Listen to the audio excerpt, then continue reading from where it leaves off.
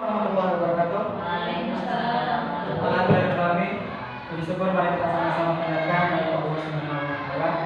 Alhamdulillah hari ini kita bisa berkumpul bersama dalam rangka menggali ilmu dalam moda aksi nyata menurut 1.4 budaya positif yang kali ini akan disampaikan oleh Pak Mudi SPD Satuan Pendidikan di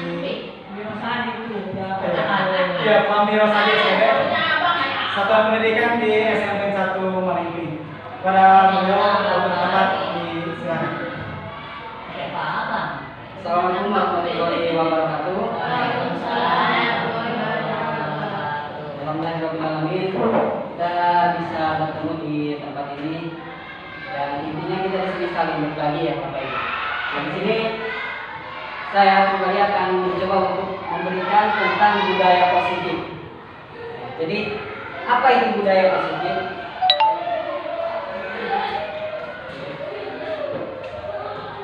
Budaya positif, budaya positif di sekolah itu nilai-nilai dan kebiasaan-kebiasaan di sekolah yang berpihak pada peserta didik. Ya, jadi budaya positif ini sesuatu yang berpihak kepada peserta didik.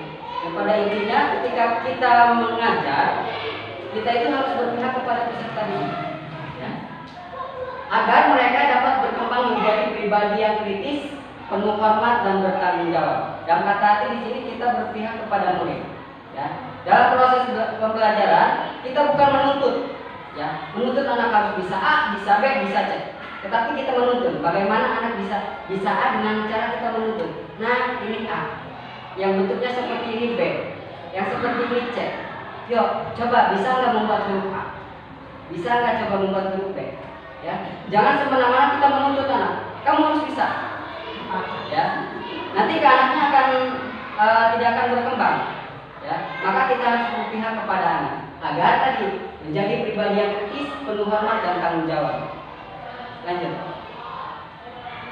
Nah, tadi sudah mengenai restitusi. Restitusi itu proses menciptakan kondisi bagi murid untuk memperbaiki kesalahannya.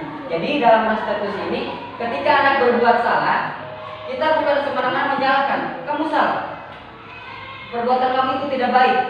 Itu menyakiti orang lain. Nah, dalam restitusi tidak seperti itu. Tetapi dalam restitusi itu memperbaiki kesalahan mereka, sehingga mereka bisa kembali pada kelompok mereka dengan karakter yang lebih kuat. Ya, jadi ketika kita menjadi anak, ketika salah, kamu salah, bukan begini. Nah, nanti ke anaknya akan tidak pede. Ketika mengerjakan mereka akan, nanti saya disalahkan, nanti saya akan dimarahi guru. Nah, dalam restitusi ini kita mencoba memperbaiki kesalahan mereka. Nah, kayak kamu kurang baik ya. Coba yang ini jawabannya harusnya ini. Nanti kok coba kamu ketika di rumah tanya lagi ya. Ketika PR ini seperti apa Bapak, Ibu, orang tua kamu. Nah, itu untuk memperbaiki kesalahan, bukan kita menjudge anak. Ya, kayak gitu. Lanjut. Nah, ada 9 ciri restitusi. Ya, ada 9. Yang pertama bukan untuk menebus kesalahan tadi. Jadi dalam restitusi itu bukan untuk ketika salah kita tebus bahwa itu salah, bukan. Kedua, memperbaiki hubungan. Nah, ketika Bapak Ibu menyalahkan secara menyalahkan, maka akan merendahkan hubungan. Ya kan? Ketika anak salah, kita salahkan, maka anak itu akan takut sama kita. Ya, akan menjauh. Maka dalam restitusi ini ketika anak salah, kita perbaiki, kita ajak. Nah, bicara lembut. Ya. Nanti hubungan ini akan tetap baik. Oh, saya salah waktu itu sama ibu itu diberi arahan harusnya seperti ini. Nah, anak tidak akan merasa minder kepada guru tersebut. Nah, selanjutnya ada tawaran bukan paksaan. Nah, tadi. Nah, ini harusnya seperti ini. Jadi tidak memaksa. Kamu harus seperti ini. Ya. Selanjutnya restitusi menuntut untuk melihat ke dalam diri. Nah, dalam restitusi ini akan melihat diri anak ketika kita. Nah, ini jawabannya bukan begini. Nanti anak secara tidak langsung akan berpikir, oh iya, saya kemarin terlalu terburu-buru mengerjakan tugasnya. Akan berpikir secara diri sendiri. Yang selanjutnya mencari kebutuhan dasar yang mendasari tindakannya. Cara yang paling baik untuk memperbaiki diri. Nah, dalam restitusi akan memperbaiki dirinya, bukan untuk mematahkan semangatnya. Yang selanjutnya fokus pada karakter bukan tindakan. Nah, karakter anaknya seperti apa? Ya. Kita harus melihat karakter anak. Misalkan anaknya keras, berarti kita juga jangan keras, tapi harus lembut. Ya. Fokus pada solusi. Nah, solusinya seperti apa? Ketika anak salah, kita mencari solusinya seperti apa. Yang selanjutnya mengembalikan murid yang berbuat salah pada kelompoknya. Nah, ketika kita menyalahkan, misalkan anak berbuat salah, kita menyalahkan, maka akan minder kepada temannya juga. Ya, maka dalam restitusi kita kembalikan jiwa bersosialisasinya. Ketika salah, kita memperbaikinya sehingga anak tidak minder terhadap temannya. Ya. Untuk ini segitiganya. Yang pertama adalah validasi tindakan yang dilakukan ini dari arah sini ke sini kita menstabilkannya. Itu ya. Untuk lebih jelasnya kita lihat tayangannya ya, tayangan dalam mempraktekkan segitiga restitusi ini.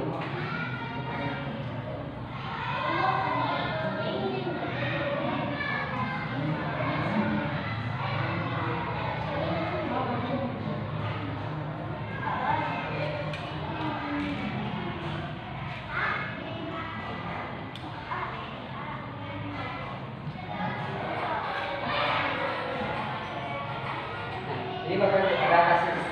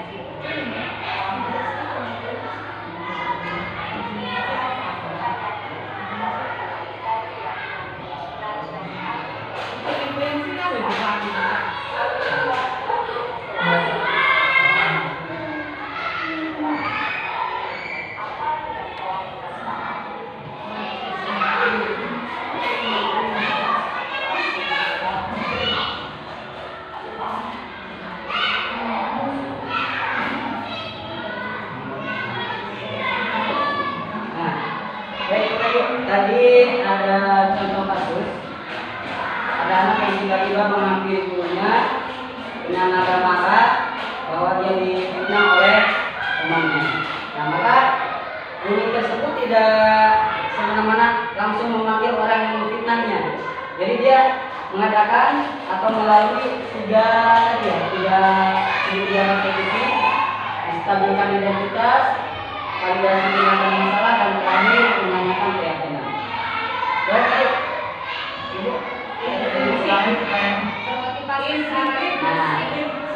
dari teman mengatakan bahwa pada dasarnya kita termotivasi secara impulsif, artinya di sini bahwa anak akan tersembunyian, ya. Dalam menanyakan keyakinan ini, dulu tadi dalam kasus apa keyakinan kelas yang telah kita sepakati sebelumnya. Nah, akhirnya muncul dalam diri anak itu muncul secara intuisi. Jadi dalam diri si anaknya, bukan dalam diri, bukan yang terucap dari sebelumnya. Ya, kesadaran diri anaknya. Jadi, oh iya Pak, tindakan saya tadi melanggar kesepakatan yang telah kita sepakati di sebelumnya. Nah, maka disebutlah termotivasi secara intrinsik. Nah, saya akan melakukan lebih baik lagi Pak.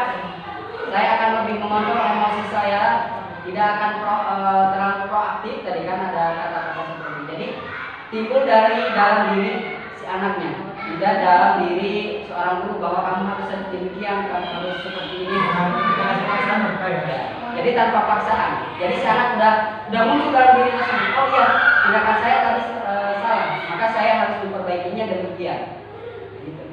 Paham ya Bapak Ibu? Iya. Ya, kita lanjut.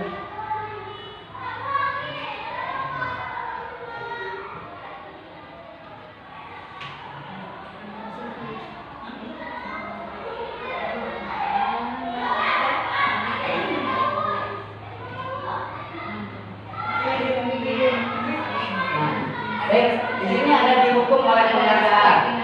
Dihukum oleh penghargaan di sini ada pengaruh jangka pendek dan jangka panjang, penghargaan mendukung, penghargaan mengurangi kecepatan, penghargaan tidak efektif, dan penghargaan merusak hubungan. Lanjut.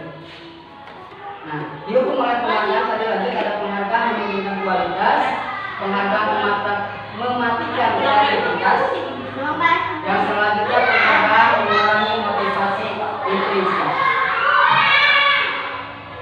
Nah, Bapak Ibu, di sini ada contoh kasus tindakan guru, ada hukuman atau konsekuensi. Ya, kita di sini mencoba untuk apakah bentuk tindakan guru itu termasuk hukuman atau konsekuensi. Ya, kasus yang pertama, mencatat 100 kali di dalam buku dengan kalimat saya tidak akan terlambat lagi karena terlambat ke sekolah. Nah, ini termasuk hukuman atau konsekuensi? Hukuman. Ayo.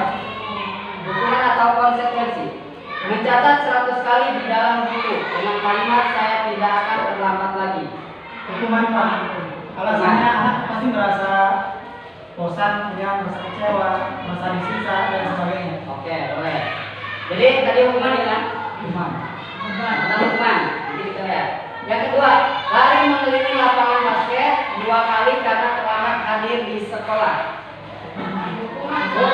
Hukuman. Ya. Lanjut, murid diminta untuk push up 15 kali karena tidak menggunakan masker ke sekolah. Hukuman. Termasuk hukuman. Menggantikan kertas tugas teman yang telah dicoret-coret. Konsekuensi. Membersihkan tumpahan air di meja tulis karena tersenggol pada saat belajar. Konsekuensi. Ya.